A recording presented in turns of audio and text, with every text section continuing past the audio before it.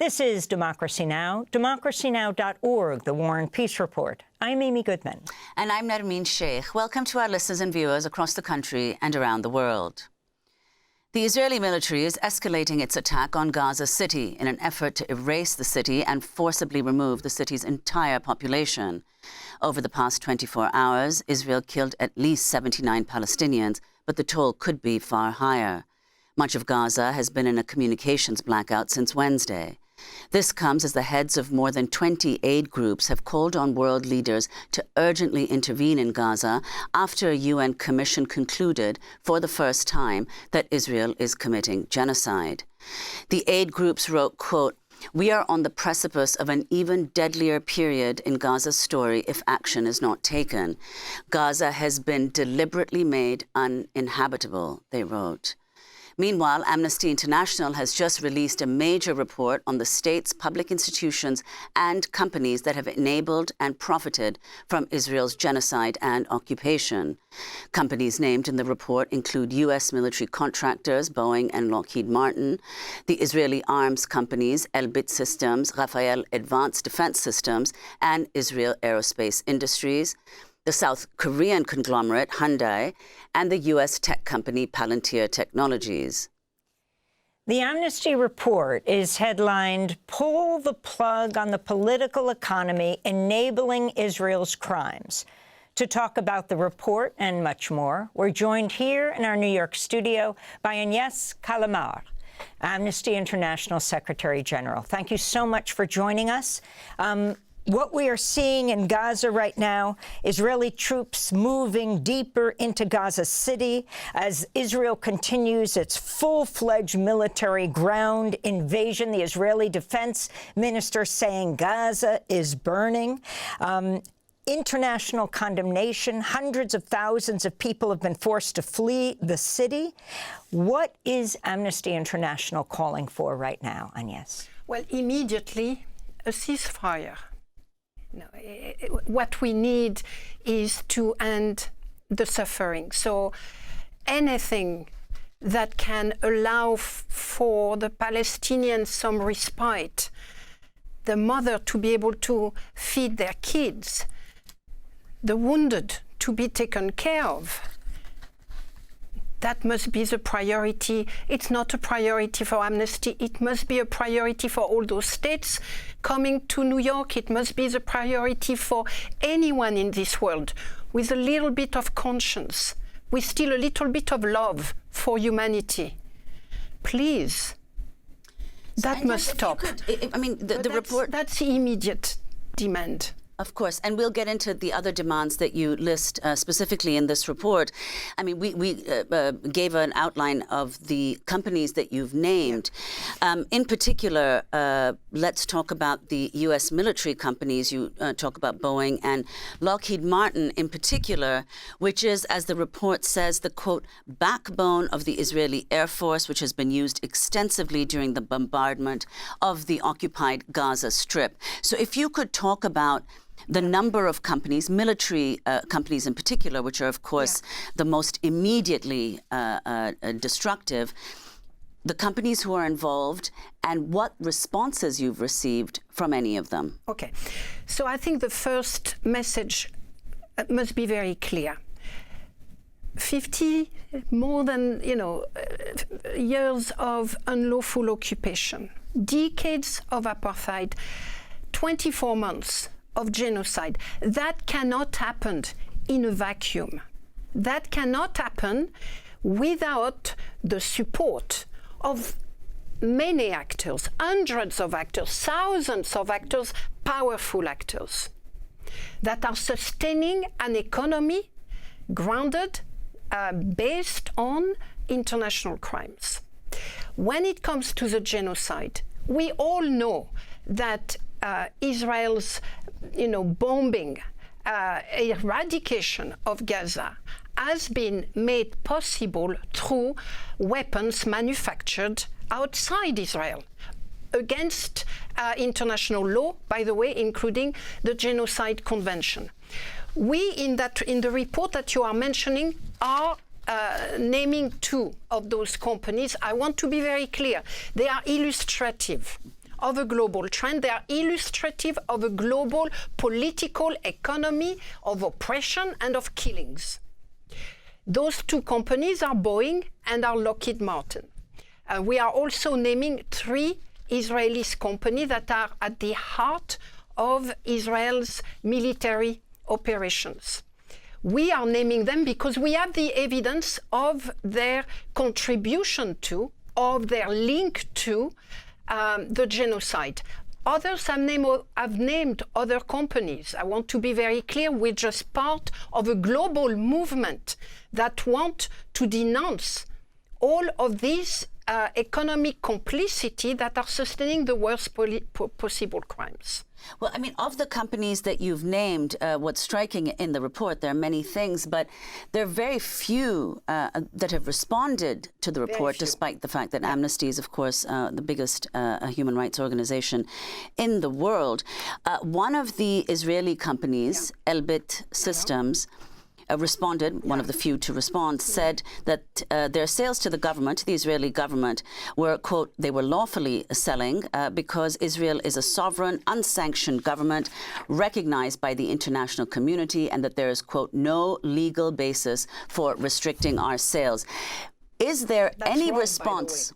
Correct. Yeah. But is there any company, any response that you've received where they have said that they will at least minimally investigate? If they are named, no.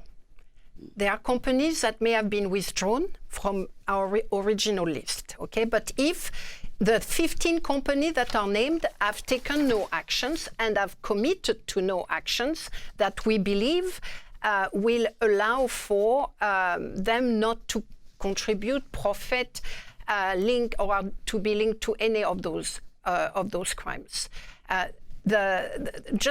Just to highlight again the fact that under international law there are at least a large number of provisions which demonstrate that those companies are violating the laws, and the state that allows those companies to do so are also violating the law. The Genocide Convention and the obligation to prevent genocide means an obligation not to sell weapons to a state that is likely to commit genocide. There are arms trade treaty that prohibit the sale of weapons when those weapons are known to be used to commit international crimes. There is the Apartheid Convention. There is the International Occupation Law. In fact, we are celebrating the 1-year anniversary, sadly, of a General Assembly resolution last year, which demanded that all governments cease to support Israel unlawful occupation. And what does that mean? It means that everyone is duty-bound not to recognize the unlawful occupation. And that the duty of non-recognition entails the duty of no trade, the duty of no economic relations, the duty of no political relations that are in relation to the occupation. So on many grounds, a range of companies are implicated in sustaining, in prolonged international crimes. The reason why we have issued this report too is that we need to understand this is not a 2 years, this is not just a 1-year problem. We are talking about decades of unlawful occupation, decades of apartheid, and now 24 months of genocide. I wanted to go to Netanyahu, clearly feeling the pressure, who announced on Tuesday Israel will create an independent arms industry that can withstand international constraints, he said. Yeah. So we are going to produce an independent arms industry, very powerful, very strong, that can withstand any kind of international political constraints and will provide security for the state of Israel. This is what I envision for the state. It's going to continue to grow, it's going to continue to innovate, and it's going to continue to provide for our security and our prosperity. So if you can respond to what Prime Minister Netanyahu said and talk more both about the level of support that the Israeli arms industry in particular gets from the United States and how the arms manufacturers here are, some might say, making a killing, Yeah. and also what this means to shore up the Israeli arms industry, even beyond the companies that you've named, Elbit, Rafael Advanced Defense Systems, Israel Aerospace Industries. So the statement from Netanyahu indicates, one, that he has in mind an economy of war. That's what he wants to build. And two, that he wants to build a society predicated on war and on weapons and on everything that is linked to that. So I leave that to the Israeli people to think that through a bit more. Look, an autarky, system, it's just silly. It's a political statement. It won't make those Israeli companies legal, their actions lawful, whether or not they are just doing that for the Israeli government or whether they are exporting abroad. It is very clear that the production of weapons that is meant for the commission of international crimes is a crime in itself and by itself. The export of those weapons, those three companies that we are naming, are big exporter. I was at the NATO summit a couple of months ago. I mean, the fact that we need to understand that for decades, our defense, our Western defense community, the surveillance community, the IT community has been completely embedded with the Israeli companies. It was very clear at the NATO summit. So those companies are major actors globally. We therefore have the tools, and that's where Netanyahu got afraid, because we do have the tools not only not to export to Israel, which we must do, but we have also the tool to sanction those companies, Israeli companies. This is what we call for. We demand that state and other companies stop purchasing from Erbil and the others. We demand that they divest from those companies. We demand that they are barred from attending anything related to our market. That's because the power of sanction is indeed very, very important. And we the people must make sure that our governments deliver on their obligations. Well, I mean, there's also the question, which you highlight in the report, of the extraordinary political support that has enabled this, as you say, genocide to continue for now almost 2 years. You're here for the 18th session of the UN General Assembly. Now, Netanyahu announced earlier this week that he's coming again to the White House for the 4th time, as the U.S. simultaneously earlier this month announced that they're suspending visas for Palestinian passport holders, including the Palestinian officials who were expected to attend the UN General Assembly session. So first and foremost, let's highlight the fact that the United States is holding all of us hostage of the fact that the General Assembly is taking place in New York. And that, frankly, should be unacceptable to the UN and to all member states of the UN. The US political support to Israel for many years, but particularly for the last 24 months, is what has sustained the genocide. There are other support. Germany is one of them. The EU as an institution, until very recently, that is last week or 2 weeks ago, has failed to take action against Israel. The political support has been there all along. Let's not, however, suggest that behind the good denunciation of some governments, including in the Arab world, there were actions. No. There were no actions. And this is what we are insisting upon. You can denounce as much as you want. If you do not take actions, including economic actions, then your words are empty. Agnès Callamard, you are here in New York for this 80th session of the UN General Assembly. The theme is Better Together, 80 years and more for peace, development, and human rights. This at the same time that the world is watching this live-streamed assault on an entire population in Gaza. The brutal footage on their phones every day might think the UN is totally useless. What are your thoughts on this and your recommendations for reform of the UN? You even mentioned people are talking about moving the UN out. If they're going to impose who can come to the UN, the countries they like, and who cannot come, why should it even be in New York? But the rules themselves. Yeah. Look, Amnesty has made a number of recommendations regarding the multilateral system and the UN in particular. We need to insist that the UN is a word that describes many things: political bodies, operational bodies. We know that UN agencies are doing a great deal of important work in Gaza or in Ukraine or in Sudan, and that's what we must sustain. The political system of multilateralism is that we need to protect and we need to transform. That begins with the Security Council. Amnesty International support the notion of an extended participation to the Security Council, but we are insisting that the veto must be addressed. The right of the veto must be addressed. It is paralyzed at the moment. It is unable to deliver what should have been expected in the case of Gaza because of the veto power, as it is unable to deliver on other crises such as in Ukraine. So the political bodies that are at the heart of what was created in 1948, including the Security Council, are unable to perform their role. Why? Because the member states are making it so.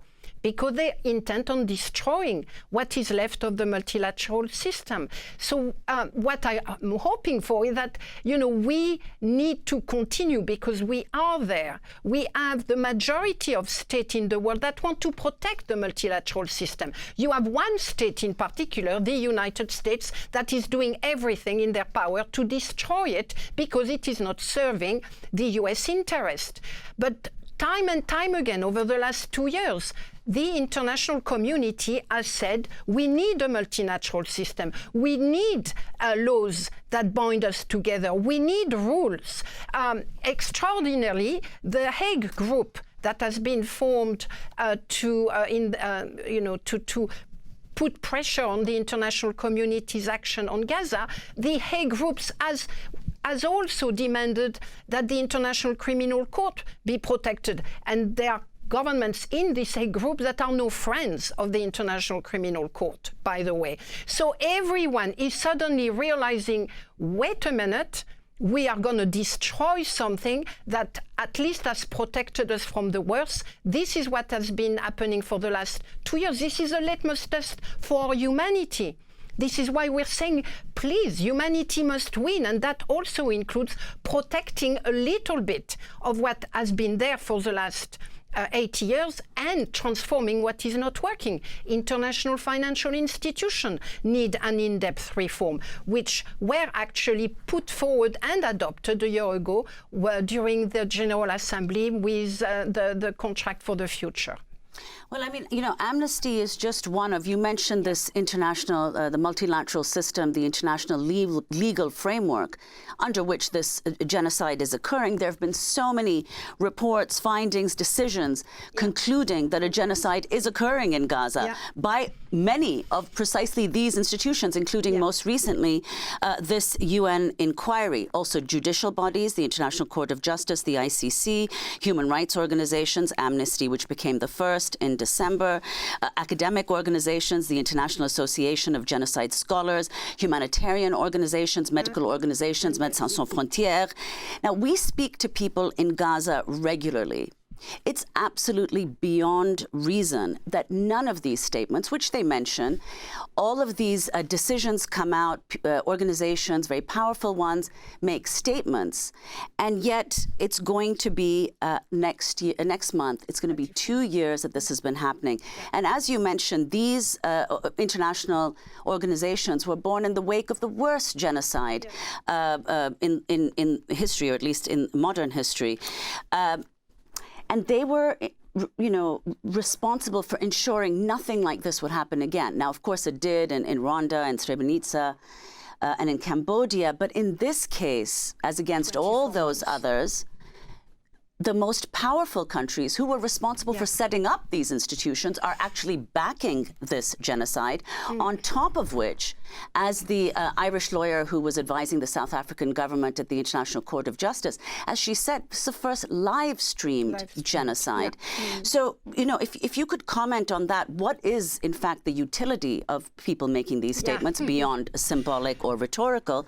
And second, what is Resolution 377 at the United Nations, and why has it not been invoked in this case? The Uniting for Peace resolution that enables the General Assembly to make a decision when the Security Council is deadlocked, which would, in fact, go so far as to necessitate, call for peacekeeping forces in a situation precisely like this one.